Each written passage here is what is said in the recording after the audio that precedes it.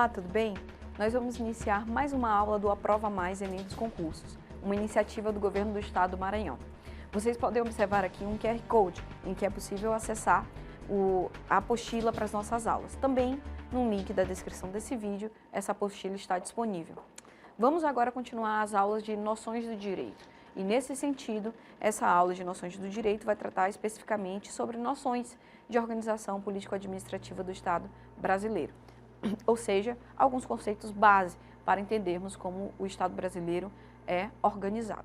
Nesse sentido, pessoal, também espero que vocês façam uma leitura do artigo 18 e 19 da nossa Constituição Federal para que as questões sejam facilitadas. Já expliquei para vocês em outras aulas que a leitura da chamada lei seca, que é um jargão, na verdade, ou seja, a leitura da lei literal, é importante para que a gente possa aí ser aprovado em algumas e consiga alcançar o sucesso em algumas questões. Lembrem-se disso, perfeito? Nesse sentido, pessoal, nós vamos dar início à nossa aula de organização do Estado e 3 elementos do Estado são importantes para ter esta base organizacional, perfeito? O primeiro elemento é o elemento chamado de elemento territorial ou território. É importante que nós saibamos que aqui no direito não nos interessa tanto a delimitação geográfica desse território ou a delimitação natural desse território. Aqui, território tem um conceito jurídico, ou seja, significa dizer que os limites desse território são os limites da ordem constitucional, ou seja, os limites territoriais são o lugar onde o poder da Constituição é obrigatório ou, em outras palavras, é cogente. Recordem-se disso, porque aqui não estamos tratando de um conceito natural, mas de um conceito jurídico. O território é onde a ordem constitucional é obrigatória. Por exemplo, o Brasil não pode obrigar o Paraguai, nosso vizinho, ou obrigar a Argentina a seguir os nossos preceitos constitucionais. E também não é obrigatório que nós sigamos os preceitos constitucionais destes países, desses estados. Por quê? Porque o território é o que delimita a nossa ordem jurídico-constitucional. Recordem-se disso. Além disso, nós temos também o elemento político, o elemento de governo. O elemento político, o elemento de governo, é onde a nossa soberania se impõe. Nesse sentido, pessoal, estamos falando aqui, além da ordem constitucional, além da ordem jurídica, que há aqui um governo que é obrigatório diante dessa ordem constitucional. Como estamos falando de um Estado de Direito, este governo, esta cúpula diretiva, também precisa seguir as mesmas regras que os outros cidadãos, ou seja, as regras que estão estabelecidas na nossa Constituição e nas nossas leis, perfeito? Então, o governo é a imposição da soberania, da escolha daquela Constituição para a cúpula diretiva do Estado, ok? O Estado é uma autoridade suprema e, nesse sentido, ele tem o poder de emitir comandos obrigatórios. O Estado brasileiro, ele pode, além de seguir a nossa Constituição, ele pode emitir comandos obrigatórios através das normas infraconstitucionais e das normas infralegais, ou seja, de leis, de decretos, de resoluções, de portarias. Essa é uma obrigatoriedade advinda justamente dessa soberania, ou seja, desse poder, dessa autoridade adquirida através da ordem constitucional que é estabelecida ali no plano territorial, mas que também precisa de uma cúpula diretiva estabelecida pelo governo. O terceiro elemento é o elemento povo. Esse elemento povo é justamente o que concerne aos cidadãos daquele local, ou seja, quando nós observamos essa ideia, já trabalhamos isso em cidadania, a ideia de cidadania. O cidadão é aquele que tem o livre exercício, o pleno exercício dos seus direitos políticos. E o povo é o conjunto desses cidadãos. É, como se diz, a esfera pessoal da ordem jurídico-constitucional. Ou seja, é a partir desses cidadãos que a formação do povo existe e a formação do povo é um dos elementos do Estado. É impossível que haja Estado sem que antes haja um povo, haja, portanto, ali um conjunto de pessoas que se unem no intuito organizacional e fiscalizador da cúpula diretiva, do governo, certo? Que os representa nesse sentido. indivíduos cuja conduta é regulamentada pela ordem jurídica. Bom, inicialmente nós conversamos que há uma ordem jurídica territorial e essa ordem jurídica constitucional tem que ser obedecida, tanto pelo governo, que é o segundo elemento, quanto pelo povo, que é o terceiro elemento, que é o elemento humano. Portanto, é a esfera individual desta ordem jurídica, dessa ordem individual e coletiva, né, quando se pensa em povo, dessa ordem jurídico-constitucional. Perfeito? A soberania, a soberania faz parte do segundo elemento, ou seja, a soberania faz parte do elemento político e ela pode ser observada de duas maneiras.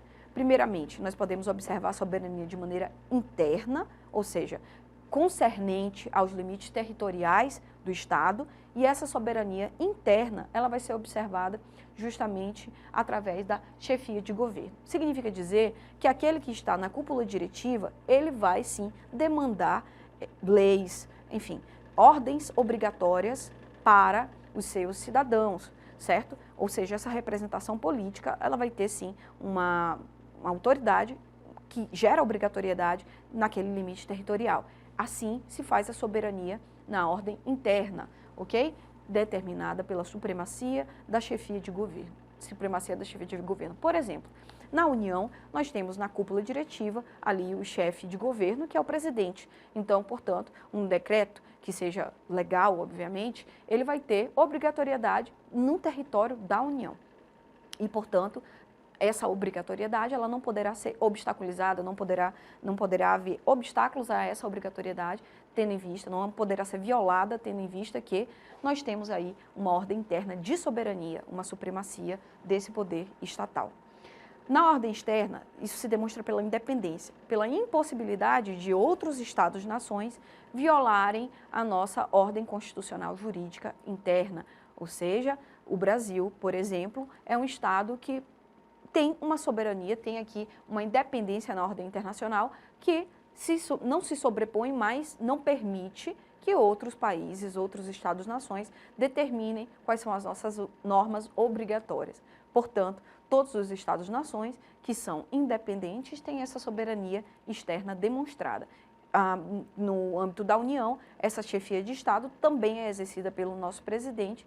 Então, nós observamos aí que a chefia de Estado e a chefia de governo podem ser exercidas, sim, pela mesma pessoa, só que em âmbitos diferentes. A chefia de governo é de maneira interna, a soberania na sua face interna, e a chefia de Estado é a soberania na sua face externa, ou seja, na ordem internacional, diante de outros Estados-nações também soberanos. Perfeito?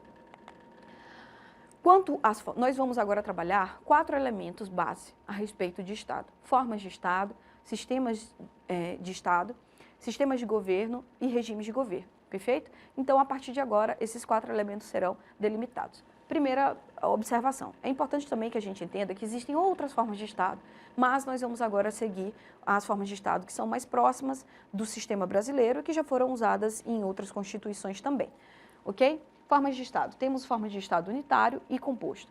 A forma de Estado unitário, que foi usada, por exemplo, em 1824, com a nossa Constituição Imperial, é uma forma de Estado centralizada, ou seja, quando falamos de Estado unitário, é um Estado simples e centralizado.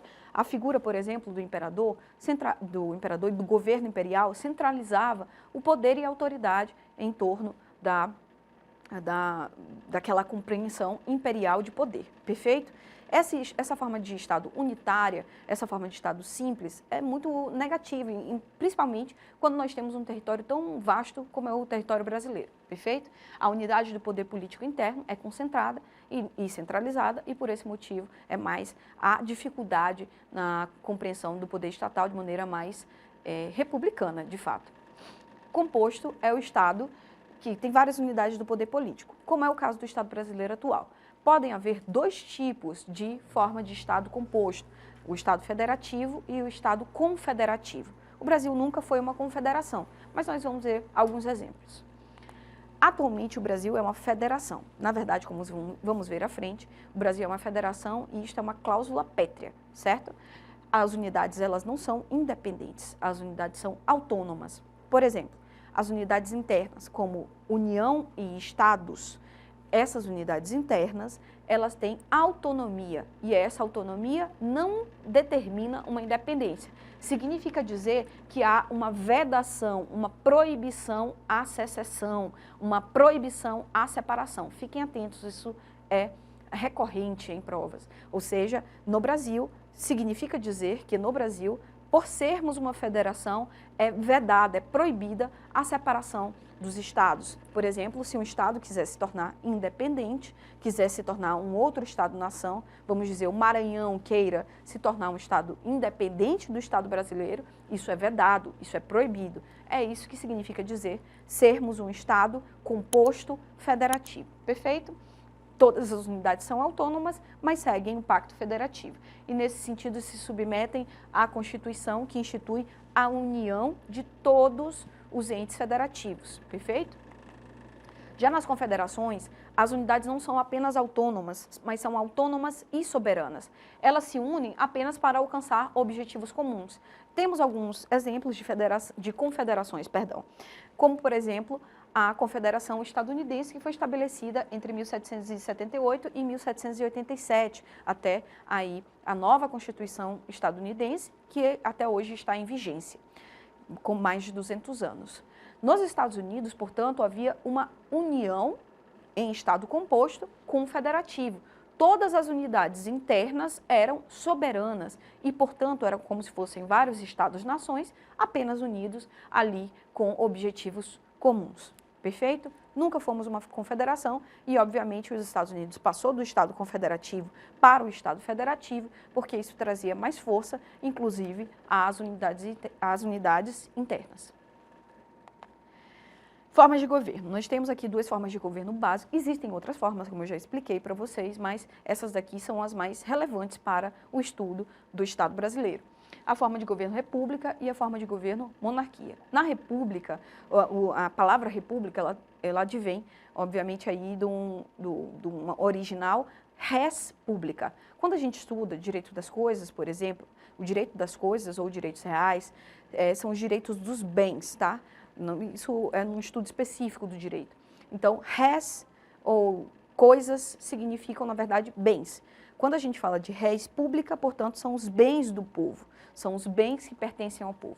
E, portanto, a ideia é de que todos os bens do Estado são de pertencimento do povo e não de um soberano, não de um governo. Essa é a ideia. Portanto, república, como é o caso do sistema, da forma de governo, que estabelecemos no Brasil. A república é a forma de governo que estabelecemos no Brasil, segundo a nossa Constituição. E, portanto, todos os bens do Estado brasileiro, em verdade, pertencem ao povo. Pertencem, portanto, ao povo. Perfeito? Diferentemente do que ocorre na monarquia, em que os bens do Estado pertencem ao soberano, ok? Na monarquia, por exemplo, pode haver transmissão de poder através de hereditariedade, ou seja, porque o poder não pertence ao povo e, portanto, pertence ao monarca, pertence ao soberano, ele pode, inclusive, fazer ali a transposição do poder por hereditariedade, de pai para filho, perfeito? Sistemas de governo, nós temos o presidencialismo e o parlamentarismo. O presidencialismo e o parlamentarismo. O Brasil já adotou brevemente o sistema parlamentar, ali na década de 60, mas, como eu disse, foi breve. Não trabalharemos essas questões em específico, porque não faz parte das noções de direito agora, para conversarmos a respeito. O presidencialismo é o sistema atual utilizado, o sistema de governo atual utilizado. No presidencialismo, a chefia de Estado e a chefia de governo são exercidos pela mesma pessoa, que é o presidente da República, perfeito? Nesse sentido, por exemplo, a soberania interna e a soberania externa, ou seja, que é a mesma face da soberania, a face interna e a face externa da soberania são exercidos pelo mesmo governo, ou seja, que é o governo do presidente, perfeito? Esse sistema de governo, portanto, concentra as figuras de chefia. Já no sistema de governo parlamentarista, há uma desconcentração da chefia. Existe um chefe de Estado e um chefe de governo. É o parlamento, é o legislativo que faz a escolha do chefe de governo. Por exemplo, um primeiro-ministro, um chanceler, perfeito? Então, existe uma escolha indireta da chefia de governo. Quem escolhe a chefia de governo não é o povo, quem escolhe a chefia de governo é o parlamento, é o legislativo, ok? Regimes de governo, nós temos o regime de governo democrático e o regime de governo autocrático. Perfeito? Nós somos uma democracia e, por isso, a participação popular, a participação do povo nos importa fortemente. Nesse sentido, a nossa Constituição ela foi promulgada, ou seja, escolhida pelo povo, houve participação popular, justamente para que demonstrássemos essa escolha pelo regime de governo democrático. Mas também há a autocracia, um regime em que uma única pessoa ou um grupo de pessoas são aqueles que participam das decisões políticas do Estado. Aqui no Brasil, quem participa das decisões políticas do Estado é o povo. Ainda falando sobre a organização político-administrativa, é importante que se saiba que a federação é uma cláusula pétrea, certo? Onde encontramos as cláusulas pétreas? No artigo 60 da Constituição, parágrafo 4º, incisos 1º, 2º, 3º e 4º. Vamos observar que ali, no inciso 1º, a federação ou a forma federativa de Estado consta logo no inciso 1º. No inciso 2º, a separação dos poderes. No inciso 3º, o voto direto, secreto, universal e periódico. E no inciso 4º, vamos encontrar os direitos e garantias individuais, que agora, com a decisão do STF, são direitos e garantias fundamentais, como a gente já conversou sobre esses direitos. Então, essas cláusulas pétreas, elas não podem ser removidas do texto constitucional. Isso é uma impossibilidade. Não é possível retirar esses quatro incisos, ou mesmo os incisos implícitos que existem a respeito dos direitos fundamentais da Constituição, porque são cláusulas pétreas. Significa que elas não podem ser retiradas. É vedada a sua retirada da nossa Constituição. Perfeito? Dentre essas cláusulas pétreas, nós temos a forma federativa de Estado, ok? É impossível dissolver o pacto federativo, segundo o nosso artigo 60, inciso 1º, e segundo o artigo 1º da nossa Constituição. Portanto, não é possível, como eu já conversei, o direito de secessão das unidades federativas. Nós temos 4 unidades federativas no Brasil, 4 entes federativos, 4 tipos de unidades federativas. O primeiro deles é a União, os estados, o Distrito Federal e os municípios. Prestem atenção, a União é um ente federativo, ela não está acima. Importante, cai em prova, não há hierarquia. A União não está acima dos estados, que não está acima dos municípios, perfeito? Todos eles exercem de maneira horizontal o poder estatal, perfeito? Então, a União, estados, municípios e Distrito Federal exercem de maneira horizontal o poder estatal. Possuem aqui autonomia financeira, administrativa e política, muitas vezes lembrado de autonomia FAP, financeira, administrativa e política.